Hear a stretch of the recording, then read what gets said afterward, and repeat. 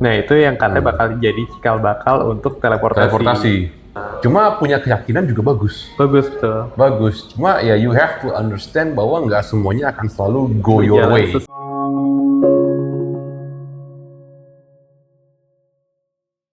Ini sih yang kepikiran adalah teleportasi. Ya mungkin kita ngomong sekarang mungkin cuma angan-angan, tapi nggak tahu apakah di kemudian hari ini bisa terwujud atau enggak. Sampai batuk gua. Teleportasi itu menurut gua ini mimpi kayak orang zaman dulu, mau terbang atau waktu nyetir pesawat. Tapi kan baru iya sih. Cuma teleportasi semua dimulai dari hal yang kelihatannya nggak mungkin. Nggak mungkin, cuma gimana gitu kan, kita lihat aneh banget gitu kan. Berarti dua dimensi yang berbeda kita tabungin gitu kan. Iya nggak sih? Dimensinya sama. Sama, cuma dia bisa mempersingkat waktunya. Tapi dia ngebikin satu lobang dan dia ngebuka satu lobang gitu kan.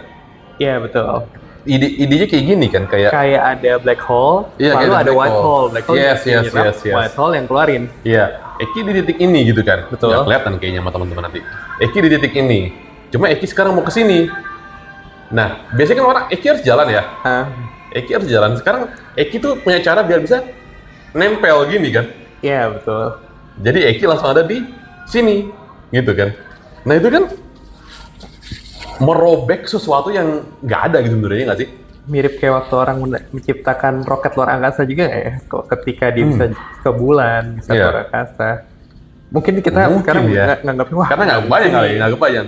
Tapi nggak tahu berapa dekade lagi mungkin akan mungkin aja. Soalnya yang menarik ya, saya pernah baca penelitian. Jadi untuk membuat teleportasi itu pakai subatom namanya muon kalau nggak salah turunan. Jadi kan kalau yang paling kecil yang kita tahu pelajarin di sekolah itu ada proton, untuk yang positif ada elektron, yang negatif sama neutron. Neutron ya? Yang netral. Nah ada sub-subnya lagi di bawahnya itu. Betul, subatomik ya. Salah satunya muon kalau nggak salah. Muon itu dari yang positif negatif? Lupa, dari protonnya kalau nggak salah. Itu jadi kalau kita tembakin dari bumi sebelah atas, bisa kedeteksi yang di bawah. Kedeteksi ya? Kedeteksi tembakannya. Nah itu yang katanya bakal jadi cikal bakal untuk teleportasi. Oh. Tapi mungkin yang ini masih angan-angan ya. Tahap awal mungkin ya. Tapi nggak tahu apakah ini akan terwujud. Mungkin mirip kayak orang zaman dulu kali. Maksudnya menurut gua mungkin bisa terwujud. Kenapa Ki? Selama rumus hitung-hitungannya udah ketemu, biasanya ada aja. Yang akhirnya yang susah adalah kita menunggu orang yang bisa mewujudkan itu. Si inventor yang tadi dibilang. Kadang susahnya nyari orangnya yang punya ambisi dan mau mencoba segala cara untuk mewujudkannya. Betul. Dan di zaman sekarang sepertinya nggak banyak kayak orang zaman dulu sih. Karena goals-nya udah beda. Menurut gua sih, maksudnya untuk bikin kayak gitu kan lu pasti butuh modal yang sangat besar. Dimana pada saat itu nilai uang itu nggak serendah sekarang. Gitu. Ini gue sih paling ngerti ekonomi nih. Cuma kira-kira kayak gitulah gitu. Dulu tuh kan emas itu yang sekapnya berharga sekali gitu kan. Udah jadi yang koin atau uang kertas itu juga luar biasa berharga sekali kita punya uang segitu kan. Nah, minimal sekarang kan ya harga apa fiat currency kan semua kan turun terus kan.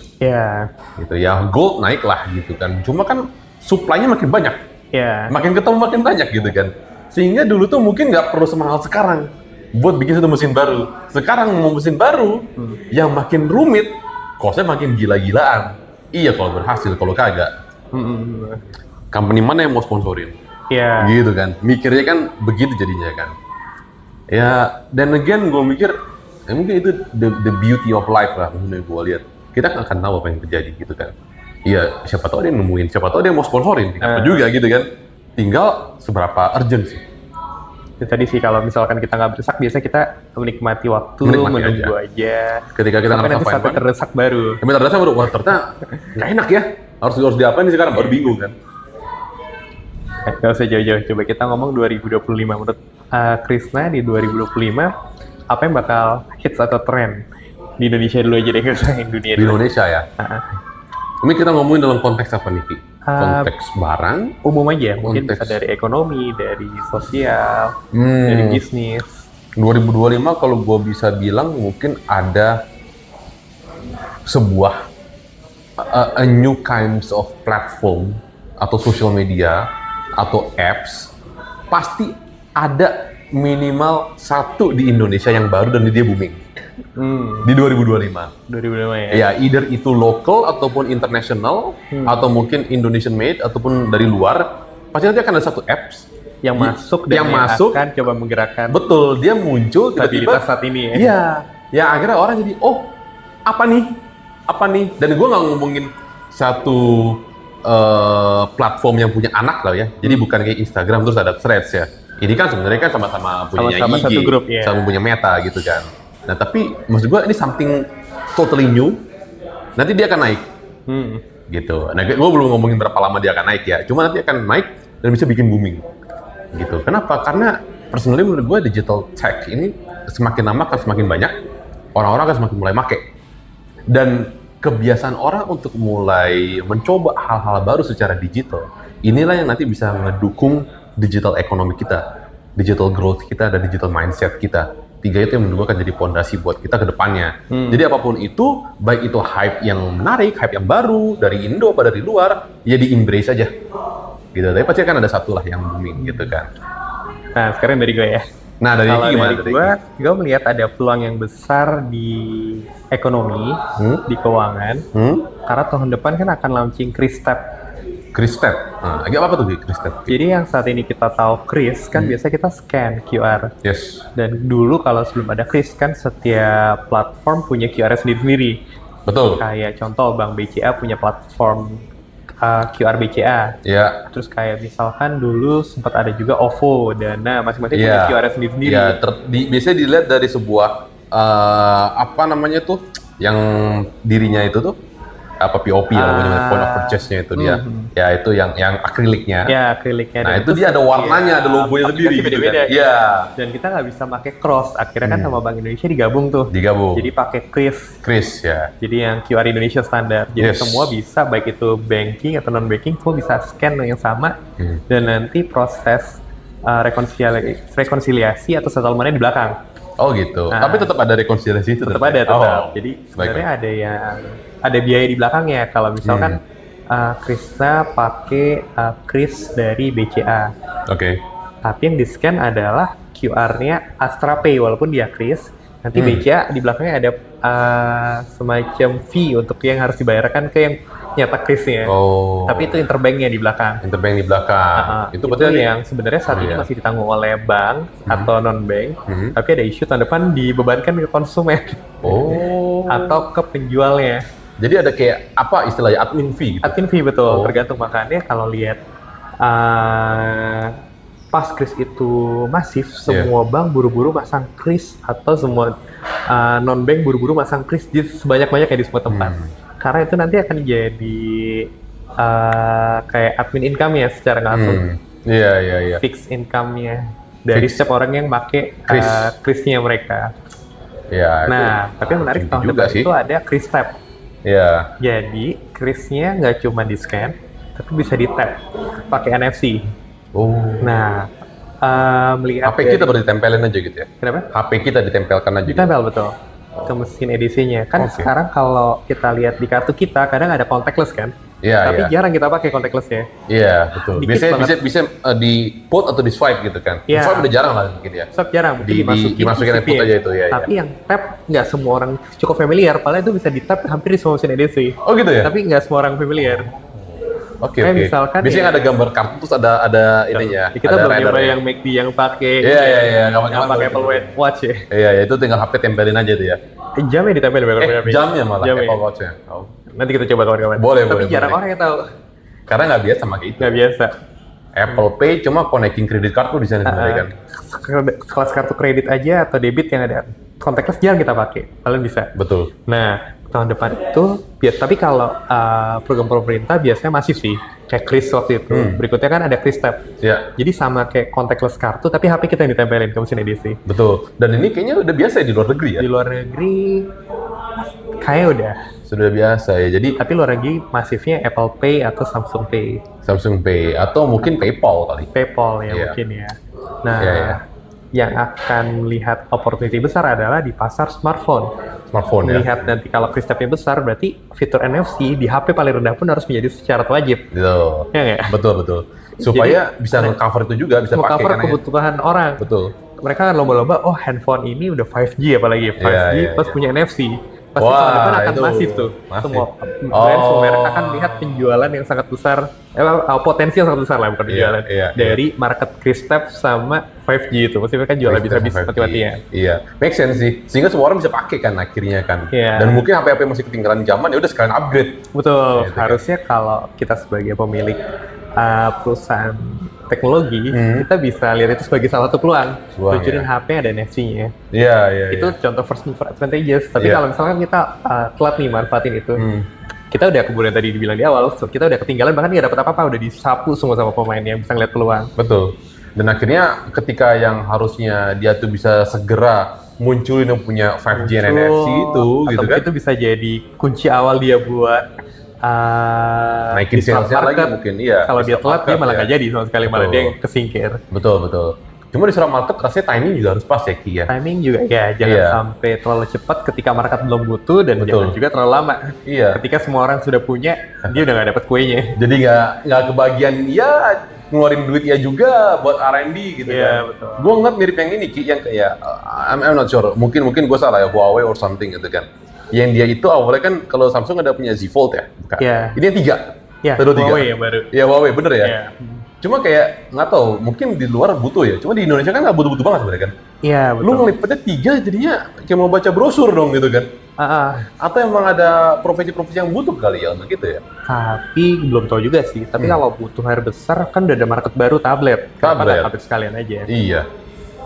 Atau Kalau handphone iya. tuh desain buat portabilitas, bukan buat Untuk semua dimasukin ke dalam semua situ. dimasukin dalam satu Iya. device itu kan. Cuma ya again mungkin di luar. Tapi nggak ada salah juga kalau misalkan itu kan Test the sekalian market ya? test market ya. Iya. Ada nggak sih marketnya?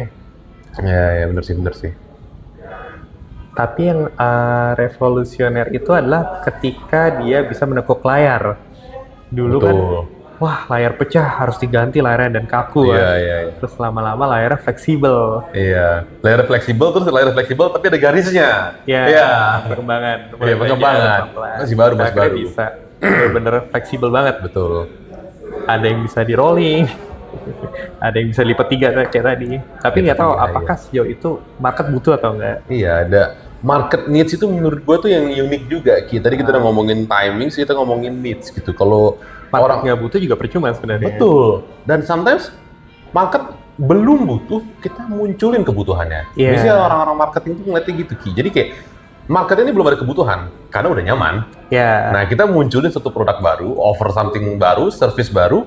Pas orang juga, wah enak ya, wah cocok ya. Nah, kadang yang Akhirnya dari muncul leads marketing baru yang gitu. Pinternya adalah dia sekaligus nyiptain kebutuhannya. Iya, they Yang create paling the simple demand. ya, gitu dia kan nggak buat sebenarnya. promonya. Betul, Mau nggak mau orang butuh promo. betul. Nah, dibanding sama itu. Tapi kalau misalkan itu bukan pure organik dari market yang butuh, itu nggak akan everlasting. Betul. Cuman ketika saat kita masih kasih insentif lah ke Iya. market, itu akan stay. Tapi ketika insentif itu kita cabut dan market itu ternyata nggak butuh, Iya, kita akan hilang. akan hilang. Kalau sekarang kita lihat kayak online ride hailing gitu, Iya. kan emang ternyata sebenarnya market butuh. Market butuh Cuma triggernya dengan apa? Dengan promo. promo. Ada untuk bakar orang. uang di depannya. Dan ketika market udah benar-benar butuh, promo Iya. dicabut, orang terpakai. Nanti akan Terpakai. ketemu keseimbangannya. Ya, jadi either promonya nggak terlalu berlebihan, tapi nggak hilang juga. Tetap ada, cuma nggak too much lah. Nah, orang Iya, akan pakai betul. terus gitu kan. Sebenarnya ada satu brand sih, cuma ada gue harus ngomongin brand ya. yang awalnya naik banget, orang pakai, oh enak ya, oh simpel ya, oh promonya gede ya. Terus sekarang hilang. Lo ngomong aja, ntar disensor aja ya. Minta maaf disensor aja. Boleh. Astro. Astro. Dulu tuh awal-awal banyak banget yang pakai. Ah, Ini personally ya di circle gue Iya. ya, banyak yang pakai Astro. Karena bisa kirim cepat. bisa kirim habis cepet, itu kan sejenis, ini sensor juga ya, kayak quick commerce gitu kan. Ya, Belanja dengan mudah, dengan cepat dalam satu hub gitu aja kan. ya. Cuma by the time orang-orang mulai tahu, ternyata mereka tuh nggak butuh-butuh banget gitu. Akhirnya sekarang ya udah masih ada, cuma apakah lagi naik apa enggak ya nggak terlalu kelihatan sih gue lihat gitu. Gue personally pun awal pakai cuma 3-4 kali, lama-lama nggak butuh, jadi nggak mau pakai lagi gitu kan. Karena ternyata ya nggak butuh-butuh banget kok. Tinggal drop by di Indomaret juga bisa kok gitu. Ternyata nggak sesulit itu gitu. Cuma ya gue nggak tahu gimana kalau yang lain. Nggak tahu, ada lagi nggak kalau dari Eki yang hal-hal unik yang bakal baru berkembang gitu? ya, bakal akan booming di 2025. Iya, atau contohnya ini deh, ini karena brand luar nggak apa kali ya, Threads gitu contohnya. Threads itu kan kayak Twitter killer awalnya gitu kan, mau dibikin Tapi dia kan. dia nggak bisa menggunakan. Nggak bisa. Karena gue nggak tahu misalnya community-nya kah? Atau apanya gitu. Threads itu kan awalnya kan pas di launch kan booming banget tuh. Semua pakai kan, nyobain Threads-nya diposting ke IG stories gitu kan. Cuma ternyata orang ya they just don't like to write, ya nggak sih? Kayak karena nature-nya beda deh. Satu, memang dari awal dia didesain untuk orang bisa berekspresi. Satu, dipaksa didesain supaya orang bisa berekspresi. Iya. Jadi orang udah nyaman dengan yang sesuai kebutuhan. Kalau ditambah-tambah malah orang nggak akan pakai sebenarnya. Iya. Kayaknya ya, yang berlebihan yang tadi too much. Too much mungkin ya. Too much, iya. Kayaknya ya mungkin itu satu gitu. Dan yang kedua kan itu kan target customer-nya adalah, target marketnya adalah Instagram users kan. Ya, karena satu grup kan, bisa Betul. langsung connect. Tapi dia mau untuk yang nulis gitu kan. Minimal kita sama-sama tahu Instagram itu kan photo sharing platform. Ya. Bukan blog, bukan juga untuk WordPress or something lah gitu-gitu kan, yang kita WordPress cuma apapun lah platform buat kita nulis banyak-banyak gitu kan. Akhirnya orang yang masuk ke sana dia nggak loyal karena deep down gue ini makhluk visual gitu. Gue lebih senang posting foto, lihat foto, bukan ngasih tulisan dan membaca tulisannya nggak sih? Ya gue nggak tahu ya, mungkin kalau itu ngelemparnya di Twitter mungkin orang masih mau kan, ya, cuma gue nggak tahu juga Twitter kenapa rame juga atau X sekarang masih rame juga gitu ya. Ya, itu kira-kira sih Pak Eki. Apalagi yang bakal booming ya di Yang bakal booming, banyak sih sebenarnya.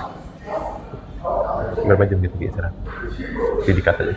Ya lihat, lanjut aja dulu. Lanjut aja dulu ya. Iya. Kalau dari kendaraan listrik, menurut Pak Krisna dengan sekarang banyaknya masuk berbagai merek, berbagai jenis mobil, semua berlomba ke listrik, apakah itu akan sustain di Indonesia atau itu hanya tren belanga, tren sementara? Nah ini pertanyaan yang menurut gue sulit ya. Ini pertanyaan menurut gue sulit gitu. Karena makhluk mobil listrik ini menurut gue sekarang ini lagi banyak kena spotlight. Ya, dan semua orang berlomba-lomba. Betul. Bahkan yang menarik satu, Hyundai waktu pertama kali meluncurkan mobil listrik, dia cuma bilang, saya cuma mau main di mobil ICE, full ICE, internal combustion engine, atau full battery. Tapi kemarin dia meluncurkan mobil hybrid. Hyundai. Ya. Hyundai bukannya dia nggak ada yang hybrid baru dia ya? Baru dia luncurin. Padahal dari awal state dia cuma main di 2 segmen, di ICE atau di full battery. Tapi kemarin dia meluncurkan hybrid, Tucson hybrid. Tucson hybrid. Oke. Nah ini jadi mau bahan diskusi juga sih, apakah kalau ngeliat dari perusahaan-perusahaan, apakah strategi yang Toyota jalankan yang paling besar ya? Dia ada main di ICE, di hybridnya paling banyak, di baterainya beberapa. Apakah itu yang paling baik ya? Toyota ya kayaknya. Kalau gue lihat Toyota. Sebentar, lanjutin ya dikit ya. Jadi kayak kita pakai teknologi, jadi kayak ibaratkan baterai itu teknologinya. Betul. Engine-nya adalah IC itu adalah kompetensi kita. Kita nggak full manfaatkan teknologi, tapi kita gabungan kedua untuk mendapatkan yang terbaik. Iya.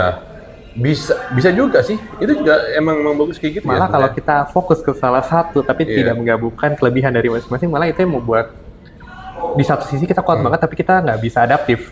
Bisa nggak? Ya benar juga sih. Nah ini juga menarik nih. Jadi sebelum obrolan ini gitu, pas siang tadi gue ketemu salah satu ex-direktur kita gitu kan. Anak perusahaan lah gitu kan. Gue ngobrol-ngobrol sama beliau. Gue tanyain, Pak, menurut Bapak mendingan kita fokus di satu specific role, jadi spesialis di situ gitu, atau kita malah muter-muter ke banyak tempat, akhirnya malah jadi generalis lah. Oh gitu, kenapa? CEO lu kira dia gimana CEO? Ya generalis sih Pak. Nah itu, jadi artinya semakin banyak yang lu tahu, itu semakin bagus. Walaupun memang nanti di bawahnya gitu Ada kan, tim yang bisa membantu ada untuk tim yang ngiperin. bisa ngebantu gitu. Dia nggak akan tahu deep, cuma dia punya orang-orang yang tahu deep Ya. gitu. Nah, tapi kan nanti role-nya di sisi common sense-nya gitu. Common sense dari seorang CEO kan harus kena tuh ke bawah-bawahnya gitu. Jadi menurut gua ini bagus gitu, dan ini bisa diterapkan ke banyak fungsi, salah satunya di bisnis gitu kan. Jangan cuma si listrik doang atau internal combustion doang gitu kan. Cuma ya coba combine aja. Combine aja. Ya jika diukur ya siapa tahu emang ada orang-orang yang minat Ya. atau ada instansi yang minat Kita hybrid bisa gitu kan. bisa mengambil kebaikan dari keduanya. Iya. Nah, Memang dari segi perawatan jadi lebih mahal, tapi itu kan ibaratnya kayak risiko kan. Ibarat generalis berarti lo harus belajar lebih banyak gitu kan. waktunya capeknya lebih banyak. Capeknya lebih banyak. Waktu yang tersita juga lebih banyak. Betul. Tapi dengan gitu lo tau banyak hal perspektifnya gitu. jadi lebih luas. Betul. Untuk hal-hal yang kalau kita spesialis itu cuma tahu satu hal yang itu. Benar. Itu yang menurut gue akan menarik sih sebenarnya. Dan kalau di dunia kerja juga sama kan, kita nggak bisa, kadang suka nggak kerja tapi nggak sesuai sama jurusan kadang. Oh itu sering sekali. Sangat-sangat sering kalau itu Ki. Yang orang nggak tahu, mungkin ada banyak teman-teman yang dulu di Tapi yang teknik gitu kan, ternyata bukan orang di engineer malah pekerjaan kebang, itu contohnya. berbeda adalah ketika dia ada kemauan untuk belajar dan dia nggak terlalu idealis. Betul. Kalau dia terlalu idealis, rasanya mungkin akan susah buat adaptasi. Susah karena dia akan strict ke satu hal yang mungkin dia yakini. Iya sih. Cuma punya keyakinan juga bagus. Bagus tuh. Bagus. Cuma ya you have to understand bahwa nggak semuanya akan selalu go your Jalan way. sesuai dengan rencana ya. Kadang Betul. kita harus ada belok kanan, Belok kanan, kiri, belok naik kiri. turun. Ya itu yang nanti wisdom lu akan diuji lah di sana sebenarnya. Berarti kalau dari tren mobil listrik jawabannya seperti apa tahun depan? Mobil listrik. Ya deh. Apakah akan berkembang atau dia hanya tren sesaat? Untuk sementara gue yakin masih akan berkembang. Cuma apakah akan berkembang lebih tinggi dibandingkan dengan fossil fuel car, itu yang gue nggak tahu. Soalnya kalau di Eropa, Iya. kalau kemarin sempat lihat sekilas di berita, Nah. malah turunnya drastis semuanya listrik. Gitu Karena ya. setelah udah waktunya habis baterainya, resale value hancur. Dan orang yang beli dia nggak mau invest untuk ganti baterainya, sangat mahal. Baru kelihatan setelah satu generasi habis, kayak satu generasi atas mobil listrik sampai resale value 0. Satu generasi itu berapa tahun tuh? 4 tahun? Kalau dari baterainya 8 tahunan kurang lebih. Oh. Mereka baru ngerasain sekarang, dan orang mulai balik lagi ke ICE. 8 tahun sekarang berarti kayak ya 2000 belasan pertengahan lah ya gitu. Tahun-tahun segitu mobilnya gitu kan. Ya itu. Dan salah satu listrik kan inovatif kan. Iya. Tapi kita juga ngeliat ada kelemahannya tadi. Iya. Yang menarik kemarin sempat lihat Toyota. Kenapa tuh dia? Jadi ngomongin brand terus ya. Nggak apa-apa. Toyota dia ngembangin untuk lawan EV, dia nggak nyiptain EV yang besar-besaran, masif kayak beberapa brand lain. Iya. Dia brand EV-nya cuma satu kan, yang full baterainya, yang BZ4X Beyond Zero. BZ4X Beyond Zero, apa tuh? BZ itu singkatan dari Beyond Zero. Oh, Beyond Zero tuh BZ4X tuh Beyond Yes. Zero. 4X-nya apa? Lupa, cuma tahu BZ doang. BZ gitu. Oh iya, Beyond iya. Zero. Beyond Zero 4 kali. Nah, kurang tahu. Ya. Nah, kalau misalkan yang dia kembangin kemarin adalah satu mesin yang bisa seluruh jenis bahan bakar. Oke. Jadi dia nggak tergantung misalnya mesin bensin sama bensin doang. Tapi dicampur sama hidrogen mungkin bisa jalan juga. Jadi Oh, gitu? satu mesin yang adaptif untuk seluruh jenis Itu bahan bakar. canggih banget tuh. Tapi nggak tahu itu suatu langkah yang cukup berani di mana saat semua orang baterai mulai masif, semua orang lari ke baterai. Iya. Tapi ternyata tetap stick sama prinsipnya dia. Dia nggak akan ikutin tren kalau dia rasa tren itu cuma sesaat, atau misalkan tren itu Ya. dia tapi nyiptain suatu hal yang revolusioner tapi belum terwujud sekarang. Mungkin Dia masih belum mengembangkan. sekarang iya, tapi di satu sisi Ki gitu, itu mungkin memang ya again only time will tell menurut gua Yeah. sih gitu kan, karena kita nggak tahu. Yang Eki bilang resale value dari baterai itu gua setuju sekali gitu, karena kalau kita ngeliat harga mobil baterai mobil listrik yang second, udah anjir, udah nggak karu-karuan lah itu.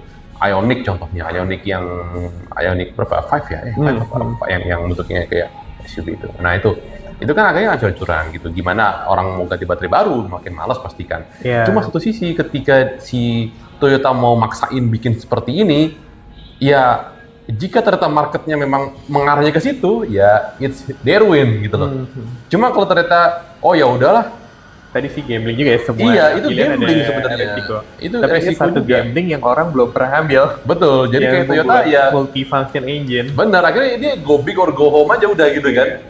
Gua Tapi nggak itu mau ke kadang listrik, yang gitu. dilakukan sama inovator-inovator dia ngelakuin satu hal yang belum pernah diambil market. Iya, Entah dia coba. berhasil atau entah dia gagal. Iya, Tapi kurang tahu juga sih, nanti yang seperti tadi bilang, waktu akan menjawab semuanya. benar. Dan kita nggak akan tahu sampai akhirnya kita udah benar-benar coba ngerjain, coba keluarin duitnya, test the market, laku nggak gitu kan. Dan dia juga launchingnya harus ngepas. Ketika orang udah mulai jenuh dengan listrik, baru masuk di situ. Ya, Gitu. Kalau misalkan lagi semangat-semangat listrik lo masukin itu kagak masuk. agak masuk. Iya. Ketika nanti sudah melihat, wah kekurangannya baru dimunculin. Iya, baru dimunculin nih. Strategi marketing juga sih. Iya. Gitu, kayak gitu. Gimana Pak caranya? Lanjut aja. Lanjut aja. Yang sama yang revolusioner adalah yang Mau nambah air gue? apa? Mau nambah minum lagi kayaknya. Yaudah, gimana. Revolusioner adalah ketika baca suatu berita yang tulisannya judulnya bagaimana Elon Musk bekerja keras untuk bisa membawa manusia ke bulan. Ke Mars. Ke sorry. Mars. Iya. Yang mana tuh Ki? Apa? Kan dia mati-matian bangun SpaceX. SpaceX ya. Ada telepon lagi. Ya nggak apa. Masuk sebentar ya. Nah, sambil gue mulai juga. Jalan nggak sih? Berapa lama? Ya mati. Siapa nih yang telepon? Masih nyala gua 40. Hampir sejam nih. Ki, mati nggak? Siapa yang telepon lagi? Mati gara-gara telepon. Oh, tapi baru aja kan? Iya. Siapa sih ini?